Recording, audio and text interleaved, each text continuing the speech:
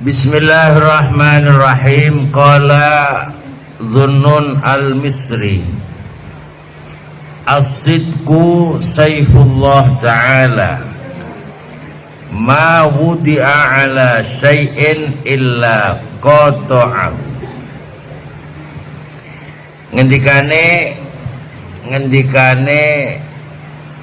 Dhunnun al-Misri, ngendika bilih tulus ikhlas menika minangka pedange pangeran.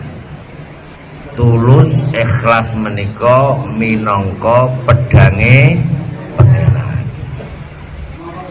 Lah nek iki pedange pangeran ora ngarah diseleh nanggone perkara, kejaba perkara mau bakal patah-patah utawa hancur berantakan. Jadi ikhlas tulus iku angen-angen minangka pedange pangeran. Ora ngarah diseleh nangone perkara, kejaba perkara mau bakal hancur lebur ora karu-karu. Lah ngetekane Allah Subhanahu wa taala, wa kunu ma'as shadiqin. Wong Islam iku rata-rata umume, ya rata-rata utawi umume iku kon nglakoni apik iku aras-arasen, tapi nek kon golek dhuwit semangate ora karu. Ora usah banter-banter biasa kan gitu. Ya. Jadi Allah ngendika ngono, wong Islam iku nek kon golek dhuwit semangat koyok-koyok ku ndas dikene nggone sikil dikene nggone ndas. Ya. Tapi nek kon golek keapian kok ora ngono. Lho, iku pertanyaane. Nalika sampean iku esuk-esuk delalah sukete akeh wayah Daud, wayah apa jenenge? Matun. Mangkat tegak mangkat. Udah.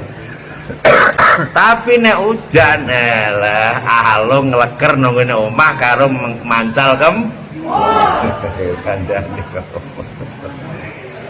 Kandhane niku untung aku di mobil, ora di mobil ya ora budal aku. Ya. Jadi iku Allah. Lah, iki tak cerita aing udan-udan wae ya, cerita. Kana li ba'dil masayih muridun shadiq fa arada ayyam tahina sidqahu yawman faqala lahu mardan ya fulan atuhibbuni, qala na'am ya sayyidi, qala lahu man tuhibbu aksara ana au abaka, faqala na'am anta ya sayyidi. Anak siji cerita, anak guru iku kepengin, anak guru kepengin ngetes muridé. Guru kepengin ngetes muridé. Apakah muridé iki bener-bener tulus utawa ora? Akhirnya murid mau ditakoki, "Cung, rene kowe, Cung." Nggih, dawuh, wonten dawuh, Kyai. Ditakoki, "Awakmu iku seneng ndi? Aku ta wong tuamu?" Kowe seneng ndi? Aku ta wong tuamu? Nek kira-kira jawabanmu piye? Jawabanmu piye kira-kira? Gurumu wong tamu? Ya wes, oke, tak terusno ceritane. Ya tak terusno ceritane. Jadi murid iki jawab, "Mbah, sing tak senengi jenengan. Kula luwih seneng jenengan timbang wong tuwa kula. Mergo wong tuwa iku sing paling utama pira? Sing paling utama pira? Wong tuwa iku telu. Siji ya tak critakane ben sampeyan eling. Wong tuwa iku telu. Siji wong tuwa sing lairno, nomor loro wong tuwa sing dadi mara tuwa, nomor telu wong tuwa sing ngulang ngaji. Lah telu-telune iki sing paling utama sing ngulang ngaji. Mergo apa? Mergo sing ngulang ngaji iku iso nuntun roh menungso sing ora rusak sowan nggone Gusti Allah. Nek wong tuwa mung ngrumat awake tok, lah awak iki bakal rusak nalika wis wayahe mati. Perkara sing rusak karo sing abadi utama ndi? Perkara sing rusak karo sing abadi utama ndi? Utama sing abadi. Mula guru utawa kiai ku luwih utama timbang wong tuwa. Maknane nek sampeyan niku wayah ruwah kok mesti ruwahan ngirim karo wong tuwa, sampean yo wajib ngirim karo para kiai. Paham nggih? Dadi nek sampean ngirim wong tuwa bendino emok sebut, sampean yo wajib nyebut kiai. Nek sampean angger seminggu pisan ngirim wong tuwa ingkung, berarti kiai ya kudu muwahi ing. Rungono Mbah, rungono ya, cetha ta urung kowe. Ya wis cetha iki. Sesuk tak tak dole Mbah, tenang ya Mbah bisa. Ya. Lah iki murid iki kondo Mbah. Kowe seneng ndi? Aku ta wong tuamu. Murid mau jawab, jenengan sing paling tak senengi. Akhirnya guru niki kondo, nek panci kowe seneng tenan karo aku, nek panci kowe seneng tenan karo aku, buktekno wong tuamu bengi iki tugelen ndase wes aku. Lho ngene iku. Nek panci bukti kowe luwih seneng aku, kowe saiki mulai ketok gulune wong tuamu. Wehno aku. Lah, murid iki ora serantan. Bengi piyambake budal muleh mara nang ngene omah wong tuane. Mara ome wong tuane piyambake niku ndelalah munggah loteng, pamane loteng wong tuane ku ndelalah lagek mergawe bengi. Mergawe bengi ra Mbah ya? Apa iku Mbah? Aja rasa critakno, rasa critakno. Mergawe bengi. Dilalah pas lampu mati bisa. Ya, wis. Bocah murid iki wau uga serantan, medun nggawa pedang ketok gulune wong tuane sing lagi mergawe. Wis, barang wis diketok gulune, ndase dibungkus nang nggone telapak ing tapak, terus digawa nang ngene gulune. Diatono, Mbah, iki lho, ndase wong tuaku wis tak tugel, monggo njenengan tampi. Barang ngono gurune kaget. Lho, Cung, aku ki guyon kok Cung mau lakoni tenan. Aku ki guyon kok mau lakoni tenan. Napa jawabane muridé? Ngeten guru, napa mawon sing sampean kandhakno medal sangka lisane panjenengan. Dek iku bentuk guyon, dek iku bentuk serius. Kabeh tak anggap serius, ora ana sing guyon. Akhirnya niki wau Cung saiki buktekno iku ndase wong tuamu tenan apa ora, jajal buka Cung. Akhirnya sirah niki dibuka, barang dibuka kok delalah ora ndase wong tuane, ndase wong liya, ndase wong liya gak wong tuane. Jebule diteleng-teleng, digolek-goleki jebule ndase wong sing diketok iku mau wong kafir sing dadi selingkuhane ibuke. Alhamdulillah. Oh ya. Jadi tanpa sadar wong bocah iki mau krana banget tuluse karo gurune. Dilalah masalahe wong tuwa sing wong tuane iku selingkuh, dilalah sing nyelingkuhi mau iso dipateni tanpa sengaja. Jadi jebule ibuke bocah iki mau selingkuh karo wong kafir, wis masyhur ngono. Digoleki bendina ora tau ketemu, ora tau kecekel. Lah kok delalah gara-gara ana murid iki mau tulus karo gurune, masalah wong tuane bar, masalah wong tuane ora berlarut. Dadi maknane napa? Maknane wong tulus iku padha karo pedange Gusti Allah. Kok tulus tenan, delalah wong tuane di masalah iki bakal pedhot, bakal tugel. Iku nek tulus tenan.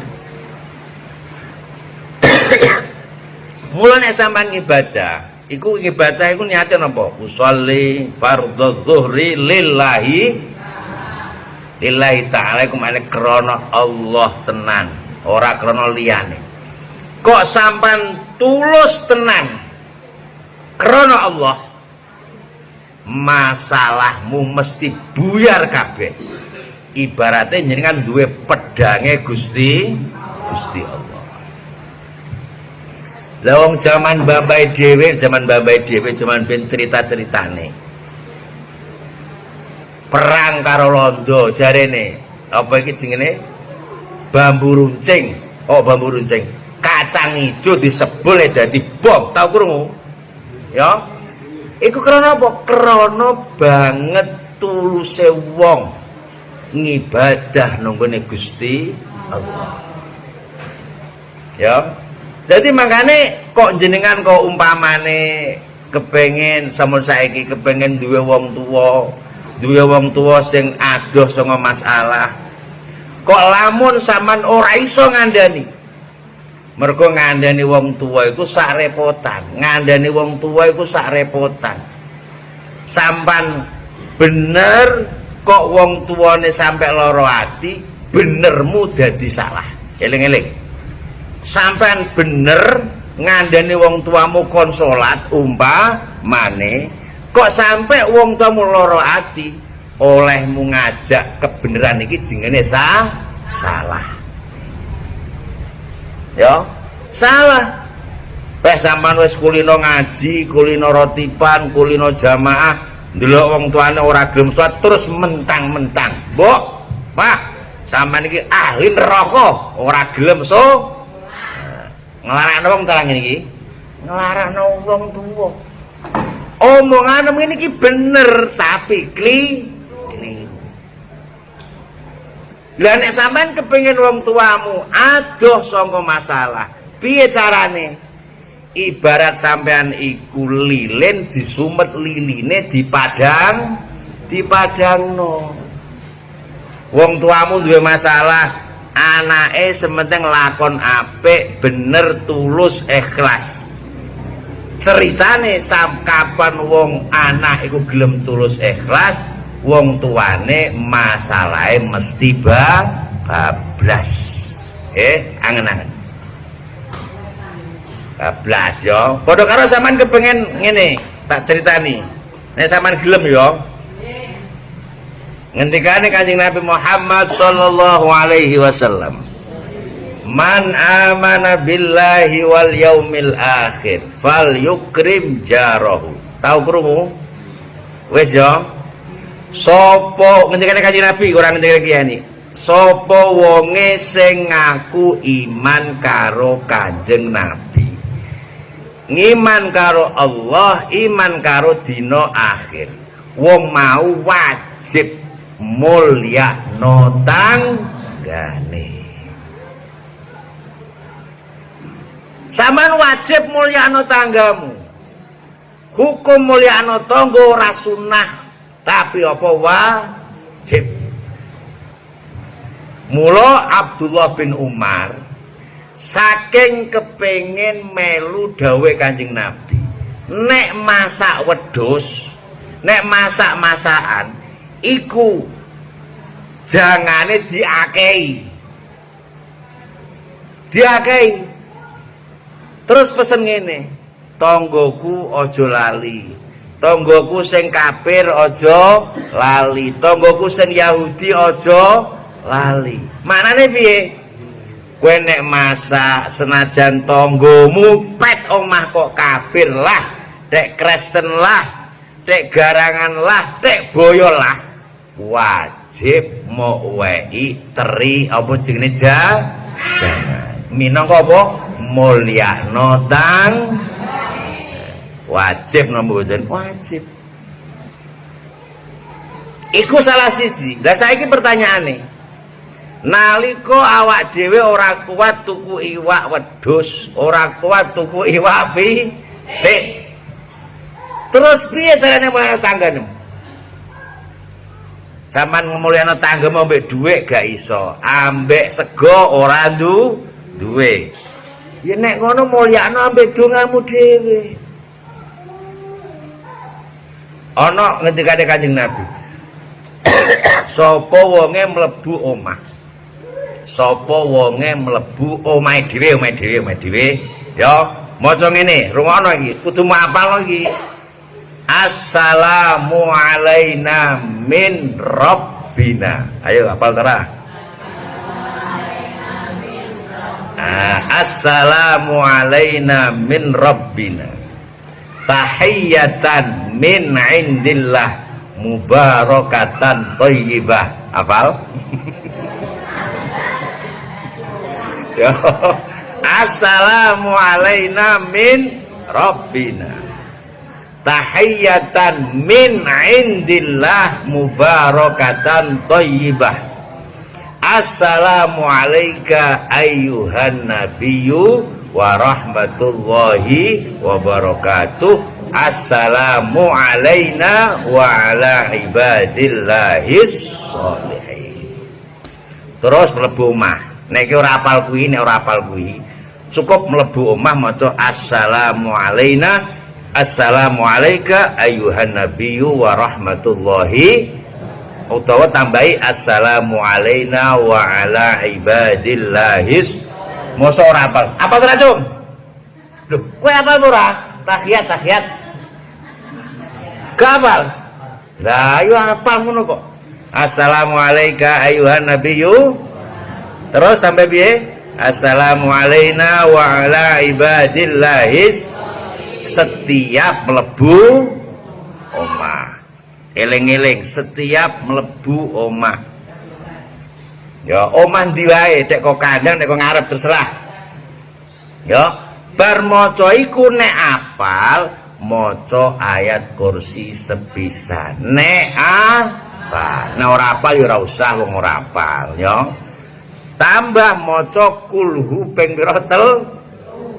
Jadi mlebu omah, assalamu alayka ayyuhan nabiyyu wa rahmatullahi, terus assalamu alayna wa ala ibadillahis sholihin, ayat kursi sepisan, kulhu ping telu. Sapa wonge sing nglakoni kaya ngene iki, sapa wonge sing nglakoni kaya ngene iki, yakti keluargane bakal sakinah mawaddah warahmah barokah. Oh gak terima keluarga iku, tangga-tanggamu melu digampangno rezekine karo Gusti Allah. Maksudnya piye? Dadi nek ngono, nek sampean ora iso weweh ingkung, ora iso weweh jangan mergo gak duwe dhuwit, yo weweh donga. Ngono wae donga nang omahmu dhewe. Sampeyan mlebu omahmu dhewe maca assalamu alaina min rabbina tahiyatan min indillah mubarakatan thayyibah. Assalamu alayka ayyuhan nabiyyu wa rahmatullahi sampai ila akhirih. Kok sampean maca ngono sampean rezekine bakal diakehno karo Gusti Allah. Rezeki sing gak trimo rezeki, tapi rezeki sing barokah. Rizki barokah iku biasa salah siji carane. Nalika rezekiku mau pangan, kupingmu iku luwih tengen karo keapian timbang keelekan. Iku rezeki sing barokah. Ya, nalika rezekiku mau pangan, tanganmu iku luwih seneng lakoni keapian timbang ngeleki wong li. Lah iku jenenge rezeki sing barokah. Lah saiki umpamane barang bar mangan mbah terus tambah semangat ngerasane wong, berarti rezekine ora patek barokah. Oh, dong ta ora ngono ku, Rono iki tenanan iki. Mumpung udan iki tak kandhane nek kamu gak tak kandhane iki yo. Yo. Dadi rezeki barokah iki yo aja udan alah. Wong lagi udan banyu lho ora udan watu. Paham yo? Lagi udan banyu. Wayah malam setu budal ngaji. Iku nek rezeki sing barokah. Yo, paham yo? Yo. Jadi kaya ngono. Nalika sampean ora iso weweh ingkung karo tanggamu, ngaweh dhuwit karo tanggamu, dongakno supaya tanggamu lancar rezekine, barokah uripe, sakinah mawaddah warahmah. Kelawan apa? Kelawan sampean mlebu maca uluk salam. Berarti nek ngono ki donga penting. Kiai ini apal ta ora kiai ini? Yo. Dadi maknane makane kadang ana siji daerah iku cerita ae. Ana siji daerah delalah sing ngaji ora ana wong ngedong mabuk-mabukan kabeh desa kuwi. Wis pirang-puluh taun. Golek rezeki yo angel kabeh. Delalah iku ana kiai pindah nggon kono, delalah sing asale biyen banyu wae ora ana. Banyu malah do milih karepe dhewe. Rezeki sing ben ketewangel kabeh karo Gusti Allah dibuka biak dadi gampang rezekine. Iku kenapa? Berarti kiai sing pindah desa kono mau setiap mlebu omah mesti mergo ciri khas kiai iku nek kepenak ora kanggo awake dhewe. Kiai kok iso ndonga ora kanggo awake dhewe, kanggo wong liya. Paham ya? Nek sampean ngaku kiai yo kudu apal lho, Mbah, ngono ya. Iki ora ngrasani iki aku. Ngandani. Supaya apa? Supaya masyarakat kene kepenak sekabiyane. Apa sampean gampang mlebu omah maca uluk salam, ya. Setiap mlebu omah nek ora iso uluk salam paling ora maca kulhu ping 3. Isa ora ngapal iki. Paling ora mlebu omah maca kulhu ping 3 terus maca ayat kursi sepisan. Keluargamu bakal dibarokai Gusti Allah, ora trimo keluargamu, tangga-tanggamu sing asale golek dhuwit seret kabeh malah lancar. Tanggamu sing asale bendina tukaran terus karo bojone barang jenengan wis mlebu ngono ora sama kandhani. Delalah tukarane rada kurang. Sebab apa? Barokah wong sing bener-bener tulus ikhlas nglakoni agamane Gusti Allah nalika mlebu omah ngucap salam. Nek sampean kepengin tenanan engko waca dhewe ya assalamu alayka assalamu alaina min rabbina tahiyatan min indillah mubarakatan thayyibah. Ora apal ya bali lagi assalamu alaina min rabbina tahiyatan min indillah mubarakatan thayyibah. Assalamu alayka ayyuhan nabiyyu matullahi wa barakatuh. Assalamu alayna wa ala ibadillahis sholihin. Wis iku maca ayat kursi sepisan terus kulhu ping 3. Mergo ngendikane apa mau? Ikhlas tulus iku ibarat pedange pangeran. Ora ngarah dinggo pedang iki kejaba kebatian bakal dihancurkan berkeping-keping. Nalika tanggamu do tukaran, batil apa batil? Batil apa boten? Batil. Nalika tanggamu golek dhuwit kangelan, susah apa ora susah? Susah. Sampeyan pengen bantu. Wong agama ad-dinun nasihah. Agama iku apa? Agama iku intine sampean ku kepengin wong liya luwih apik. Agama iku intine kepengin wong liya tambah apik. Kowe nyawang tanggamu tambah apik, nyawang apa tanggamu tambah sakinah mawaddah warahmah.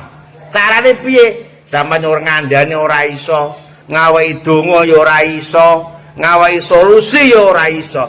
Solusine piye? Mlebu omah uluk salam. Niki pun paham apa dereng niki? Pun paham nggih? Nah, nggih. Jadi jenengan niku nglakoni ikhlas, ikhlas tenan nglakoni perintah Allah iku padha karo sampeyan duwe pedang sing jaduk saka Gusti Allah. Jadi jenenge pedang monggo resik-resik ya kena. Resik-resik perkara sing batil, resik-resik perkara sing ora genah. Cukup apa? Mlebu omah kelawan ikhlase ati maca uluk salam. Wis iki ora usah akeh-akeh nggih.